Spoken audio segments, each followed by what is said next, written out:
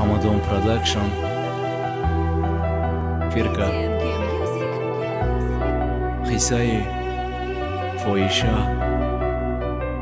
Sarguzashti Jahongir Bawar nakinenda yagon Foisha va dar firebi Foisha namonen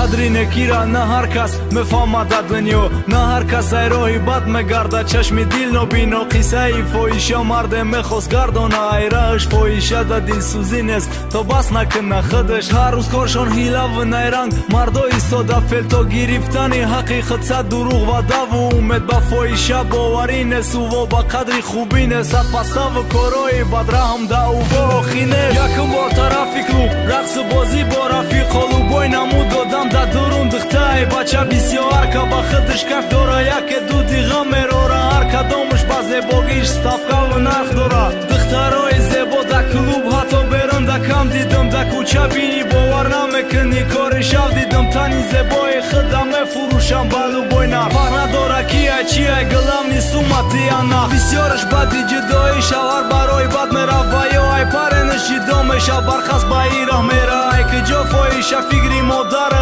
کم میکنه سری او و خم پیشی مردم ای تیپا کیف میکنه ای کسالی زیاد بینی جامعه جوانان ای همی یا سر میزنه پیشگیری کنیم هممون ویروس دا باز جوانان کی او به تبابت ای فایشه زیدی سالی میمونه سوزان عمری قیمت بینی تلپای کلوب دا یک دیدم یک دخترم میگوی مجبور آوردنش میبینی چشماش تر رمالی سر کرتای دروز دختری خوکسور زیباگیش دا ما قایل شیدم کی آورده بای حال چشم فقط دا او کو چی کار مکاده باشه تا خیری شب دا یک جا شیش ندیدم کاری بچه بعدی محکم شیدنی کلوب جدت کدام او را دا برن هر کس با خچه یک تایی میبره ما برای کیف کدن باید فهمم سبب شد چی سبب شید با ای راه آمد بفهمم مقصد چه بر آمد نیمی شب نگاه داره او هر طرف ممکن به خانه باشه فکری ما چند طرفه بیا بیشین گفتم تا خانه تا نما میبرم مقصدی ما بد نیست دا چند سوال دارم دا سرم خواهشی مرا قبول کد راستی گب دیلم خیلی سوخت مانندی نیستی فایشه دا چی کار داری دا درون بعدی جدای شوهر بین اویله منوفامی حرمتی پیشینه نیست زندگی آورد خینی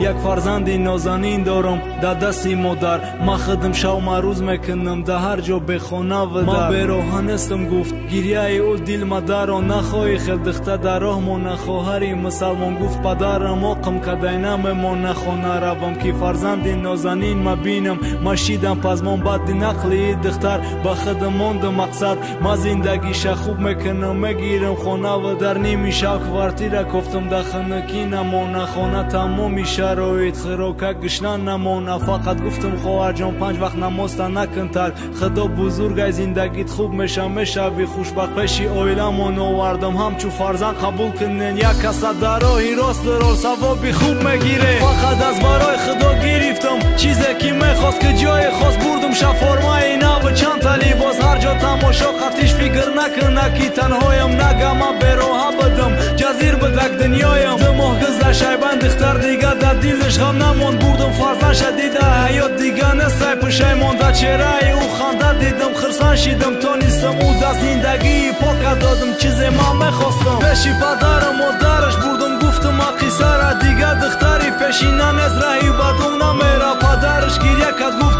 ده حیات بدهی خیر مرده گریه او طاقت نکردم گفت پدر دارم دختر قبول کردم زندگی رنگی پیشینه دیگه فرزندش جدا نیست زقیره نمیبینه مای شدی ده آسمانم کی جمع کردم یک اویله را مشکی مادرش جمع کردم نمیدید خنده را بعدی 2 روز پدرش زنگ زد که دخترم نیست ای خانه به خبر برآمده یگان سراغش نیست تلفن دستم در لرزانی خوبی یا کجا شید مایلی من چی به عذاب متی داری پدری پیرزنگی مرا جواب داد گفتم برای نکی همای درخته که او شکست راست نمیکنه دیگه قامت با یک زاره همراهی پدر آوردمش خانه جای کارت میابم گفتم فقط نبرو ای خانه ای باین چند روز گذشت بدک خاطرم جام ناگه نیمی شوقتی دیگه آدم کدم علم کجا شد دیگه یکی نیمی شوندی درو او خازو مهنتی ما کی تنافتی دچو ای گرگوی شبونه کی می بردنت برای بعد من نجات دادم ترا پاداشم همه یاقی باشه بروزدم ماهی کوششی من نگن تفایشه چیز دریغ ندانستم کدم تمامی خواهیشتا به چشم نگاه میکنه حتی او پشیمان است امید مکندم دیگر این اصلاح شدنی نیست چند خر از خود چند خر قرضا رو باد کنم زندگی شراس بده من نفهمیدم ایران نمیگشت فایشه ما اینکی هم پشیمان استم خدا داناست کی مقصدی ما پاک بده که آوردم برای راست سوی غریبی آمدم کی کمتر شو از یقیم نکی یک بار احوالم بچید پاداشی خوبیم پیشی پدرم مادرم رفت بینی مواد نشنین صد دروغی دیگه نمیرم